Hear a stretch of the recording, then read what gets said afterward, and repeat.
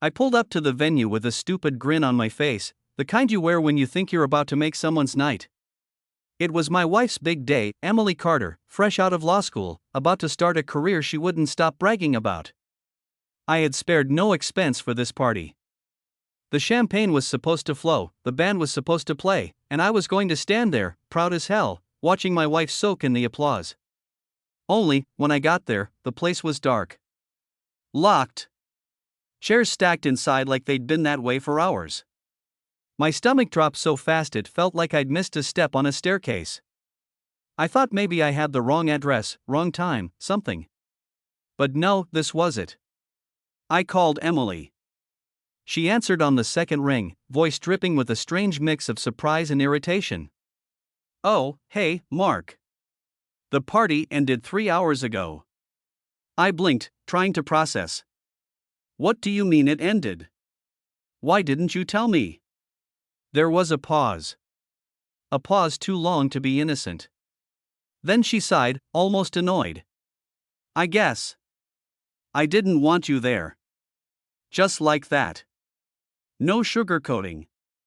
No pretending. Like I was some stranger who tried to crash her special day. I stood there on the sidewalk, phone still to my ear, with the cold realization creeping up my spine something was deeply, disgustingly wrong. Before I could even ask what the hell she meant, she hung up. That's when my phone buzzed with a notification. Emily had just posted on Instagram. And there it was, a perfectly staged photo of her, champagne glass in hand, sitting close, way too close, to a man I recognized, Daniel Reeves, a smug-faced entrepreneur I'd met once at one of her office events. The caption hit me harder than the photo. "Couldn't have done it without you, Danny. Thank you for sponsoring my education and believing in me every step of the way. Redhard #grateful #futurelawyer." Sponsor? Believing in her? No mention of me, the idiot who paid every tuition bill, every textbook, every late-night Uber when she claimed she was studying at the library. My hands shook. Not from sadness. Not yet. From something sharper, colder, the kind of anger that burns so hot it feels like ice. I didn't make a scene. Didn't call. Didn't text. I just walked back to my car, started the engine, and drove home in silence. By the time I pulled into my driveway, I'd already made up my mind. I opened my laptop, logged into my accounts, and began quietly dismantling everything I'd built for her. The tuition payments? Cancelled. The credit cards in her name? Cut off. But the piece de resistance, my 99% stake in Daniel Reeves' company, worth a cool $166 million, sold instantly. The look on his face when he'd find out? Worth more than the price tag. Minutes later, my phone lit up like a slot machine. 142 missed calls. Emily. Daniel. Unknown numbers. Then, the sound of tires screeching outside. Someone was here. And as the headlights washed over my front door, I knew this night was far from over. I didn't move when the pounding on my door started. 3 rapid bangs, then another 3, harder. The porch light caught her silhouette, Emily, hair a mess, still in her graduation dress, looking like she'd just sprinted through hell. Behind her, a black SUV idled, and I could make out a figure in the passenger seat. Daniel. She banged again. Mark. Open the damn door. Her voice cracked, not with sadness, but fury. Like I had wronged her. Like I was the one who needed to explain myself. I opened it slowly, leaning against the frame. Party over? I asked, my tone calm enough to make her flinch. Her eyes darted past me, scanning the living room as if expecting to see bags packed. What the hell did you do? I almost laughed. You mean besides paying for your entire law degree and throwing you a party I wasn't invited to? Her jaw tightened. Don't start with your drama. You embarrassed me tonight. I stared at her, the sheer audacity sinking in like poison. Embarrassed you? I showed up to a locked venue that I paid for. And then I got to see you thank your office boyfriend for sponsoring your education. Do you want to try that sentence again, Emily? She rolled her eyes. That same little gesture she used whenever she was cornered. Daniel's just been supportive. You're twisting it into something dirty because you're insecure. Insecure. That word hit like a slap. Supportive? Is that what we're calling hotel receipts and 2 a.m. calls now? Supportive? Her face went pale for a split second before she caught herself. You're insane. You've been paranoid for months. Maybe if you'd been more exciting. I wouldn't have needed, she stopped, biting her lip. But the damage was done. I stepped closer, close enough to see the smudge of lipstick on her collarbone that I knew damn well wasn't mine. Needed what, Emily? She smirked, but it was forced. Forget it. Just tell me you didn't touch the business. Ah, there it was. The real reason she was here. Not for me. Not for us. For him. I leaned back, letting the silence stretch. I sold my shares. Every last one. Daniel's little empire? Gone before he even sobered up from your little after-party. She froze, the mask slipping completely. You wouldn't. I shrugged. Check your phone. Her hand shook as she pulled it from her purse, eyes scanning the flood of messages. Each one pulling the color from her face. Then the sound of the SUV door slamming. Heavy footsteps. Daniel stormed up the porch, rage all over his face. You son of a. But I cut him off with a smile that didn't reach my eyes. Careful, Daniel. You've already lost more than you can afford tonight. And just like that, I realized something. I wasn't the one bleeding anymore. They were. And it was just the beginning. Daniel stopped just short of the doorway, his fists clenched so tight his knuckles looked ready to split. Emily stepped toward him like I wasn't even there, grabbing his arm as if she could calm him down. Babe, just let me handle this, she muttered, glancing back at me with that fake lawyer-in-training composure she always put on when she knew she was cornered. Handle this? I said, my voice low. You mean spin another lie? Tell me again how I'm insecure? Or how Daniel here is just your supportive colleague? Daniel took a step closer, his voice dripping with that corporate arrogance I'd hated since the day we met. You think you can just walk away with my company like that? You have no idea what you've started. I smiled, because I could see the panic in his eyes even as he tried to play tough. No, Daniel, I know exactly what I've started. And you should have thought about that before you decided to crawl into bed with a married woman who was living off my dime. Emily's face twisted into a glare so sharp it could have cut glass. You're pathetic, Mark. You think this little stunt makes you a man? It just proves why I left you out of the party. You're a control freak who can't stand not being the center of attention. I laughed, and it wasn't a nice laugh. The party you forgot to invite me to, that I paid for, was your little victory lap, wasn't it? Your way of telling the world you traded up. Her eyes narrowed. I did trade up. That hit me. Not because I believed it, but because of how easily she said it. No hesitation. Like she'd rehearsed the line.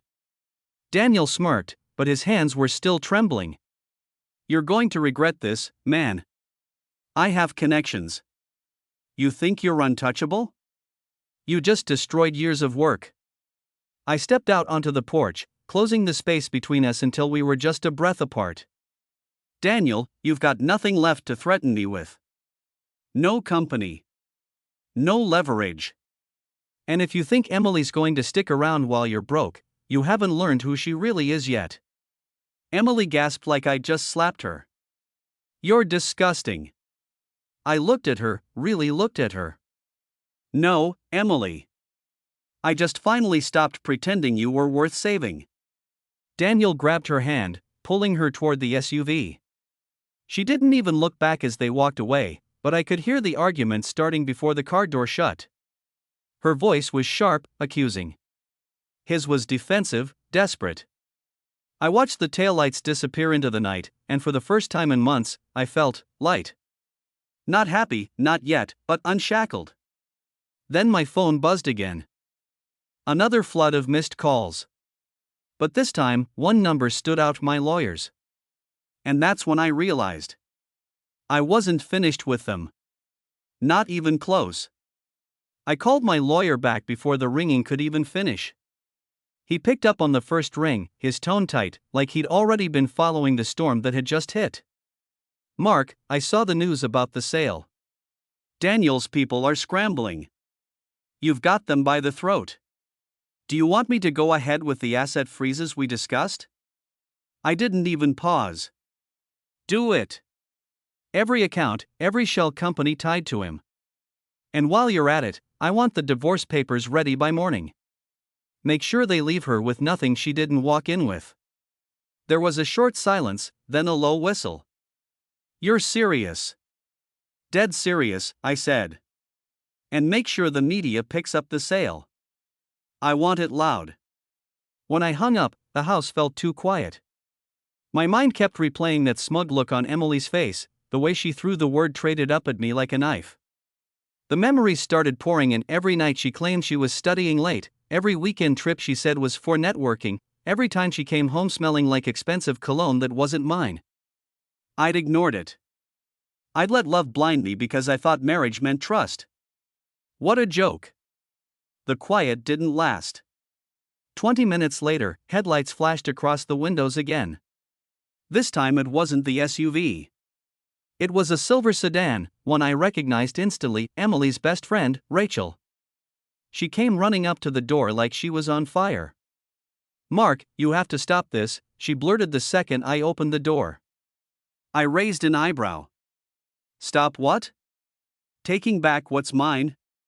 Rachel's eyes darted around, like she was checking to make sure no one had followed her. "She's losing it, Mark. She says you ruined her life. She's talking about going after you legally, saying you sabotaged Daniel's company out of revenge." I laughed so hard I almost doubled over. "That's adorable. And exactly how does she plan to prove that?" "I sold my shares legally. If she thinks being a liar and a cheater is a case, tell her to go ahead and file." Rachel shifted, biting her lip. "She also said she's not done with you. That she has something you don't want the world to see." That made me pause. "What does that mean?" Rachel shook her head. She wouldn't say. "But Mark, I've known her since college. She's dangerous when she's cornered." I leaned against the doorway, processing. Emily was about to play dirty, dirtier than she already had. And if I knew her, she'd try to hit me where it hurt most. "Tell her," I said, my voice cold, "that she just declared war. And wars don't end well for people who underestimate me." Rachel hesitated, then handed me a folded piece of paper. "She wanted you to see this." I opened it. One look at what was printed inside, and my stomach went cold. It wasn't over. It was just getting started. The paper was a grainy still image, clearly from some kind of security camera. It was me stepping out of a hotel elevator at midnight, years ago. The angle was bad, the quality worse, but I wasn't alone. A woman's silhouette was beside me, blurred enough to be unrecognizable, but obvious enough to plant doubt. I looked up at Rachel. "She's really going there?" "She said if you don't undo the sale and give Daniel back control, she'll make sure everyone sees it," Rachel said, her voice almost apologetic. "She's banking on people believing whatever story she attaches to it." I tossed the paper onto the coffee table. "Let her. I'm done playing defense." Rachel stepped inside, shutting the door behind her. "You don't get it, Mark. Emily doesn't care if it's true or not. She just wants to burn you down with her." I walked to the kitchen, poured a glass of water, and downed it in one gulp. My mind was already spinning through scenarios, every possible counterstrike. "Then I'll burn her first." Rachel hesitated, then lowered her voice. "She's staying at Daniel's penthouse. But she's keeping some things in a storage unit off 9th Street. Private things. If you really want leverage." I turned to face her fully. "You're telling me to break into her storage?" "I'm telling you," Rachel said, "that whatever's in there, she wouldn't want anyone else to see. And if she's threatening you, maybe it's time she learned what it feels like. I didn't answer. I didn't have to. By the time Rachel left, I had the address memorized. I grabbed my jacket, my gloves, and headed for the garage. The night air was heavy, almost electric, like it knew what was coming. The storage facility was quiet when I pulled in. A single security guard sat in a booth, too busy scrolling on his phone to notice me walking past. I knew Emily's unit number before I even got to the elevator. Rachel had written it on the back of the photo.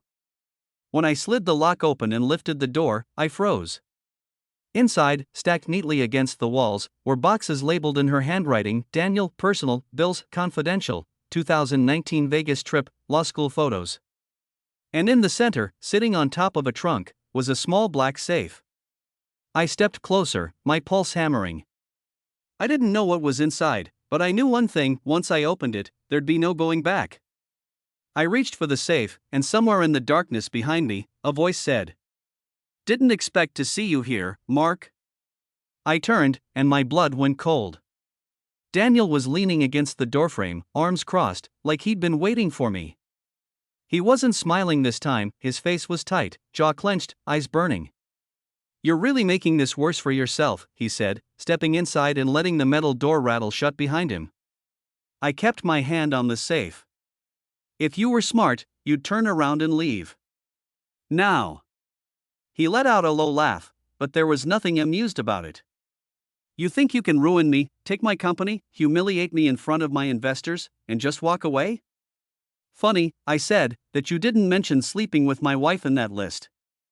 That hit him. He shifted, but kept his tone cool. "Emily's not the woman you think she is. She was already done with you before I came into the picture." I took a slow step toward him, the space between us thick with tension. "And you thought that made it okay to take what wasn't yours?" He smirked. "Everything's for the taking if you're willing to go far enough." I didn't even realize I'd moved until my hand was gripping the front of his jacket, shoving him against the wall. The shelves rattled. "You have no idea how far I'm willing to go." His eyes flicked toward the safe.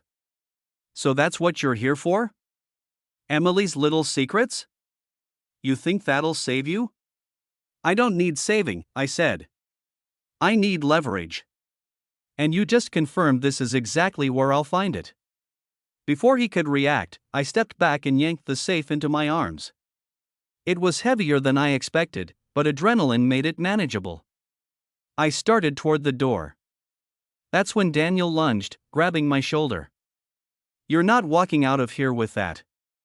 I spun, slamming my elbow into his ribs. He grunted, stumbling back, and I used the opening to slip out into the hall. The elevator was too far. I went straight for the stairwell, the safe clutched tight against me. Footsteps thundered behind me. Daniel was following. I hit the bottom floor and burst out into the night air, running to my car like every second mattered. I tossed the safe into the passenger seat, slammed the door, and started the engine. In the rearview mirror, I saw him emerge from the building, doubled over and gasping, but still glaring at me like this wasn't over. And deep down, I knew he was right. It wasn't. I drove straight home without stopping, my grip locked on the steering wheel, the safe sitting beside me like a ticking bomb. Every red light felt like an invitation for Daniel to catch up, so I ran two of them without thinking. By the time I pulled into my garage, my chest was tight, my mind buzzing with one thought: whatever was inside this thing had better be worth the war it was about to unleash. I dragged it into the kitchen and set it on the table. No key. No combination. Figures. I grabbed a crowbar from the toolbox in the garage and wedged it under the lid, putting every ounce of strength into it until the lock snapped with a metallic pop. The lid creaked open. Inside, stacked in neat manila folders, was a treasure chest of filth. Photos. Receipts. Copies of emails. All meticulously labeled in Emily's handwriting. And not just dirt on me, this was dirt on everyone. Judges she'd clerked for. Professors from law school. Politicians Daniel had done business with. Every folder was a potential career-ending bomb. And then I saw it, a flash drive in a small velvet pouch. I plugged it into my laptop, and the screen filled with video thumbnails. I clicked one. Emily, in a hotel room I didn't recognize, laughing into the camera, with Daniel. Another file, Emily with a man I'd never seen. Then another. And another. None of them could be mistaken for just studying late. I leaned back, letting the disgust settle in. She wasn't just cheating. She'd been recording it. Storing it. Maybe for leverage. Maybe for her own twisted satisfaction. My phone buzzed. Unknown number. I answered. Mark, Emily's voice said, low and controlled, I'm going to give you one chance to put that safe back where you found it. I didn't speak. You don't know what you're messing with, she continued. Those files aren't just about me. You open the wrong one, and you'll have more enemies than you can count. People who will make sure you disappear. I glanced at the folders. She wasn't bluffing, there were names in here that didn't belong anywhere near scandal. Finally, I said, Emily, you just gave me the confirmation I needed. This isn't just about us anymore. You've been playing with fire for years.